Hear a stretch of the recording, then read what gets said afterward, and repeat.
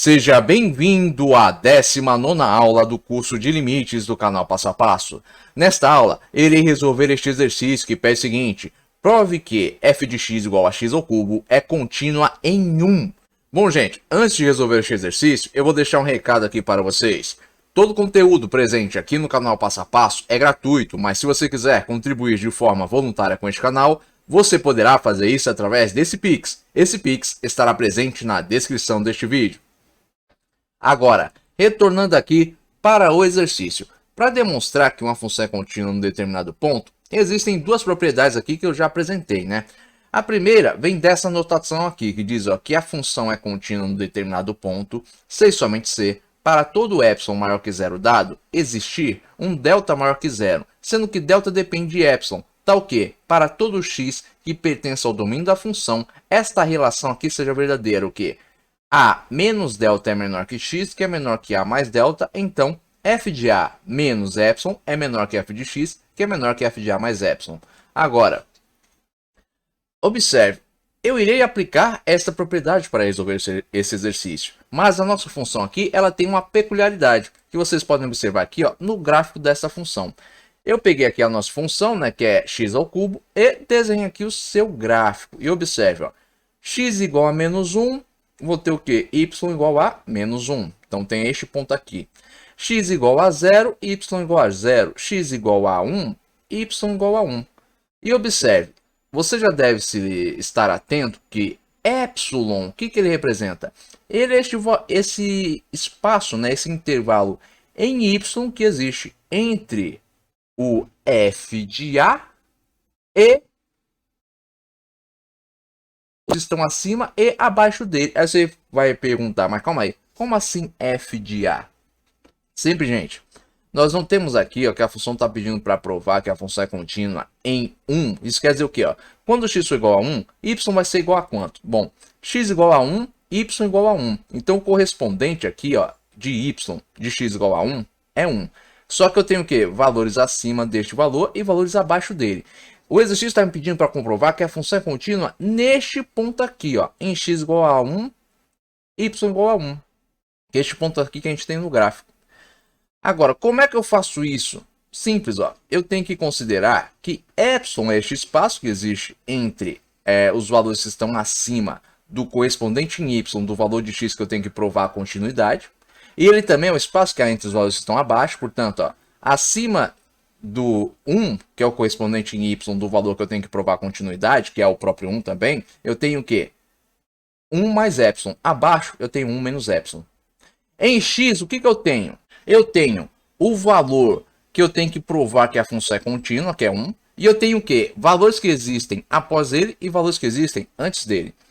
E observe, o espaço que há entre os valores que existem antes e após o valor que eu tenho que estudar a continuidade, que no caso aqui é 1, ele é chamado de delta. Portanto, eu tenho, após o valor 1, que é o valor que eu tenho que provar a continuidade, né, x igual a 1, eu tenho 1 mais delta. E antes dele eu tenho 1 menos delta. Eu vou chamar todo esse intervalo que compreende 1 menos delta e 1 mais delta de L.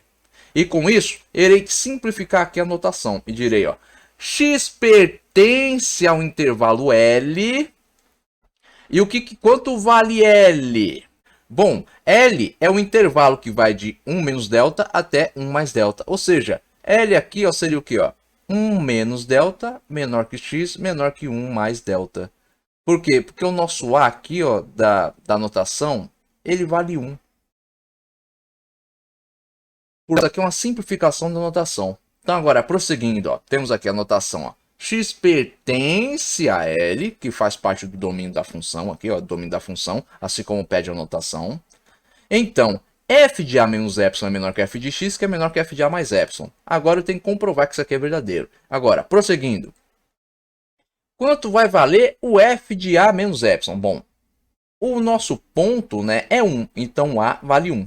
Então eu tenho f de 1 menos epsilon é menor que a f de x, que é x ao cubo, que é menor que f de 1 mais epsilon. Agora, f de 1 é 1, porque x é x ao cubo. Se x for igual a 1, eu vou ter o quê? 1 ao cubo. 1 ao cubo é 1. Então eu vou ter 1 menos epsilon é menor que x ao cubo, que é menor que 1 mais epsilon. Então, observe, f de 1 menos epsilon é menor que x ao cubo, que é menor que f de 1 mais epsilon, se somente se 1 menos epsilon for menor que x ao cubo, for menor que 1 mais epsilon. Agora, o que eu preciso fazer?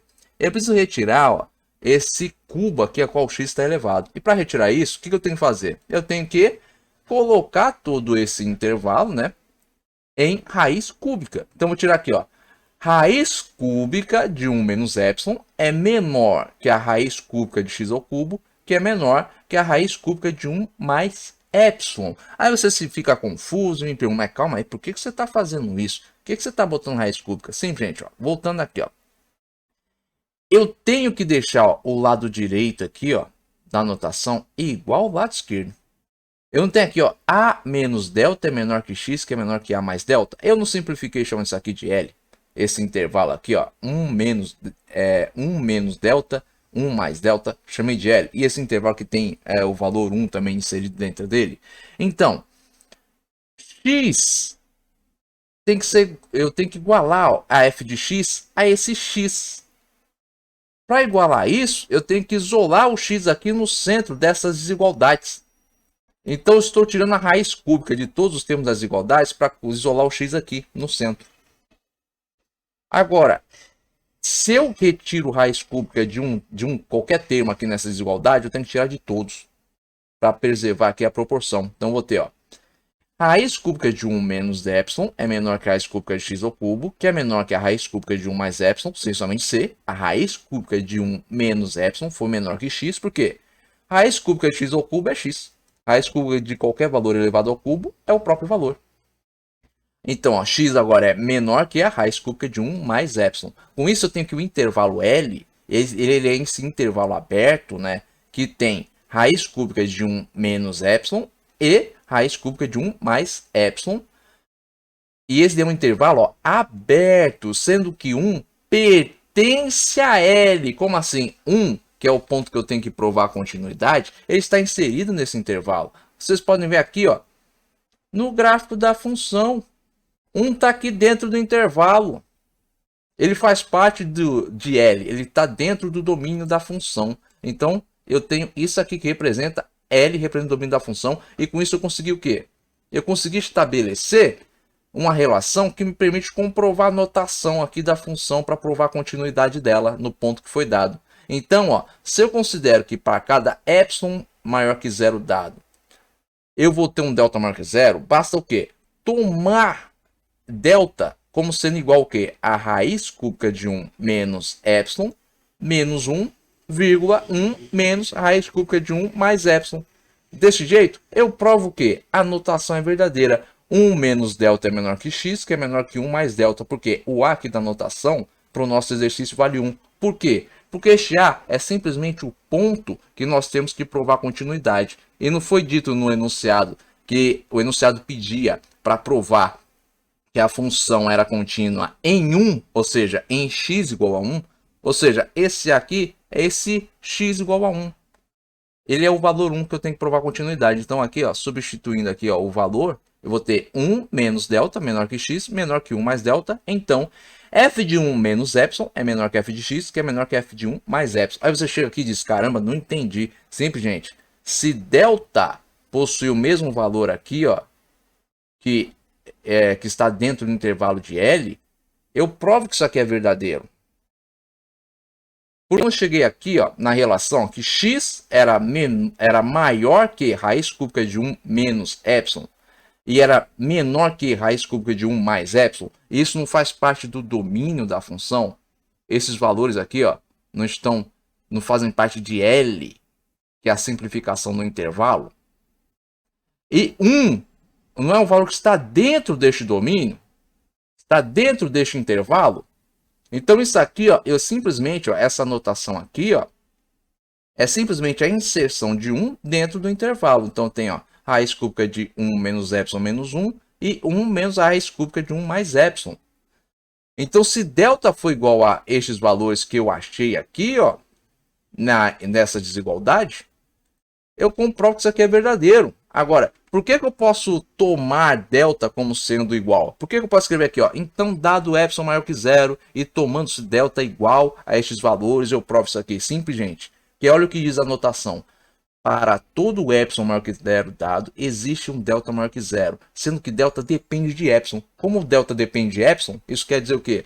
Que tanto é que se eu tenho um determinado valor de delta, este valor ele depende de epsilon.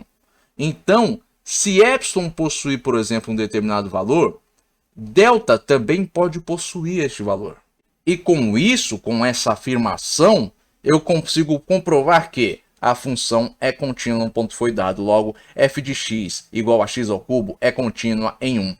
Bom, gente, eu espero que vocês tenham compreendido aqui a resolução deste exercício, mas caso tenha restado alguma dúvida aí da parte de vocês, escrevam aí nos comentários. Agora, se vocês tiverem gostado desse vídeo, não esqueça de deixar o seu like, e se vocês também tiverem gostado deste canal, não se esqueçam de se inscrever nele. Tenham bons estudos e até os próximos vídeos.